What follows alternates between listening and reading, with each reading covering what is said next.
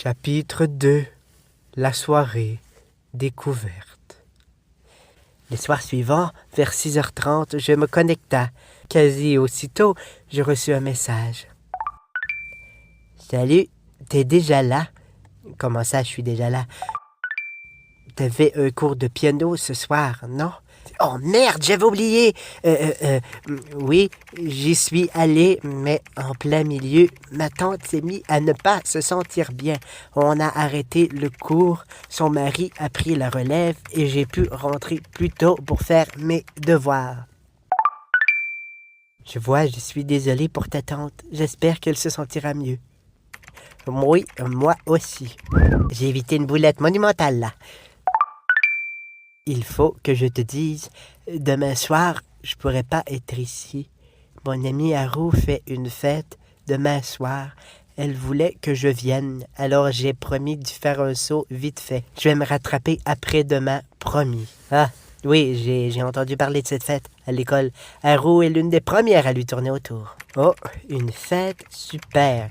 Tu vas t'amuser? Je vais essayer. Disons que ça me dit pas vraiment d'y aller, mais bon, j'ai promis. Je vois. J'aimerais mieux être ici à te parler. Alors, tes cours, ça a été? Oh non, t'en vas pas parler à toi, je saurais pas quoi répondre. Oui, ça a été. Merci. Et toi? Oui, j'ai eu un examen aujourd'hui. Je pense que je l'ai foiré. J'étais pas très concentré aujourd'hui. Je pensais à toi. Un petit frisson envahit mon corps entier quand je lus ce message. Je passa outre et écrivis. C'est gentil. Excuse-moi 2 minutes, mon père m'appelle, je te reviens. Bien, je t'attends. Durant le temps qu'il était parti, je continuai à répondre aux autres personnes qui m'écrivaient. 5 minutes passa. 10 minutes passa. 15, 20, 25 minutes passèrent. Après 35 minutes à attendre, je reçus un message. Je ne reçus pas de message. Me demandant, je me mis à lui écrire un message. Ça va? Bof. Qu'est-ce qui se passe?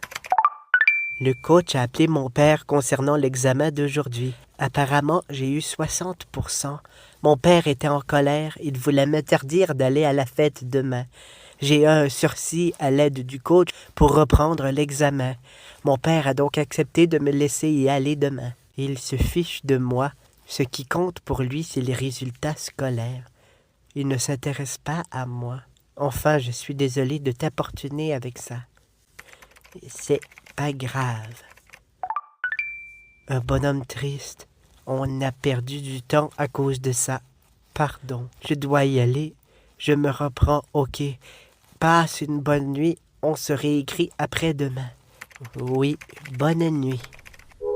Je me déconnecta à mon tour et fonça au lit. Le lendemain soir, ce fut une soirée banale, à répondre aux autres qui m'écrivaient, mais rien de terrible. À vrai dire, je trouvais le temps long plus qu'autre chose, espérant recevoir un petit message qui, je savais, n'arriverait pas. Le temps passait si lentement, tant et si bien, que vers 6h30, j'étais déjà au lit. Le lendemain, à l'école, à l'heure du déjeuner, j'étais comme à l'habitude seul à ma table. De temps à autre, je ne pouvais m'empêcher de regarder la table où Shinata mangeait avec ses amis, entre guillemets. Quelque chose dans ce tableau m'énervait. Pour une raison inconnue, Haru semblait encore plus proche de lui qu'à l'habitude. Mais bon, il faisait ce qu'il voulait. J'étais tant occupé à observer que je sursauta comme mon camarade de classe qui traînait avec moi à l'école, Kinato, s'assit en face de moi. Salut Minoka. Ah, t'es con de me faire peur comme ça. C'est bon, détends-toi, je me suis juste assis, c'est pas la fin du monde. Kinato prit un morceau de ma sandwich et se mit à la manger. Là-bas, je te dérange pas trop. C'est pas comme si j'étais en train de la manger non plus, dis-je sarcastiquement. Il ne répondit pas. Tu sais pas la dernière? Non, méchant que tu vas me la raconter. Tu sais, la fameuse fête chez Haru dont tout le monde parlait. Apparemment que Haru aurait dit que elle et Shinata se seraient embrassés et que depuis, ils étaient en couple, mais qu'il était timide et qu'il n'osait pas s'afficher en public pour l'instant. La bouchée que j'avalais me resta pris au travers de la gorge quand j'entendis cette phrase. Le cœur s'arrêta de battre. Je me sentais comme si quelqu'un avait mis mon cœur dans un étau et s'amusait sadiquement à tourner la clé de plus en plus. Je levai la tête quand j'entendis la voix de mon camarade de classe dire mon nom. Minoka, ça va?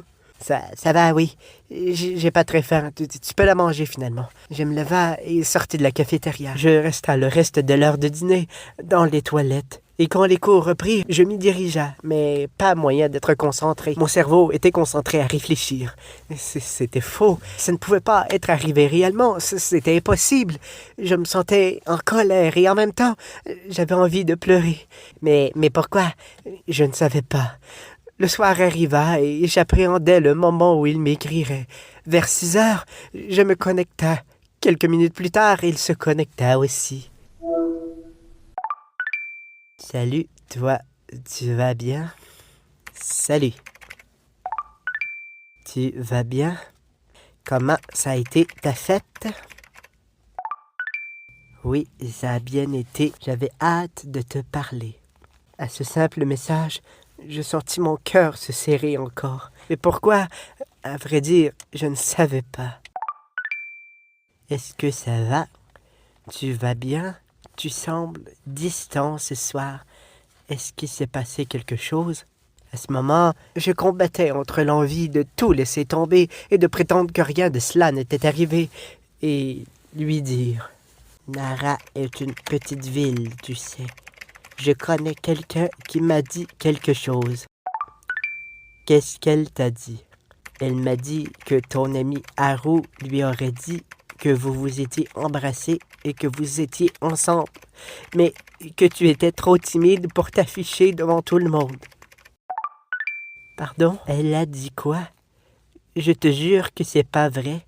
Il s'est jamais rien passé entre moi et elle. Je sais que ça demande de me croire sur parole, mais s'il te plaît, crois-moi, je suis gay, j'ai pas envie du tout de rien vis-à-vis d'elle.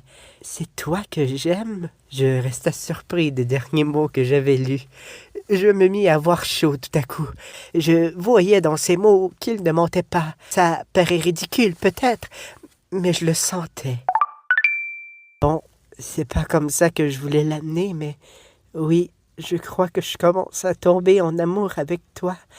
J'espère que je vais pas trop vite. Mes mains tremblaient. Mon cœur bondissait dans ma poitrine. J'avais sur le visage un sourire que je ne pouvais plus effacer. Je me sentais comme si j'étais la personne la plus importante sur Terre, sentiment que je n'avais jamais ressenti jusqu'à présent. Je comprenais pourquoi je ressentais ces étranges sentiments toute la journée.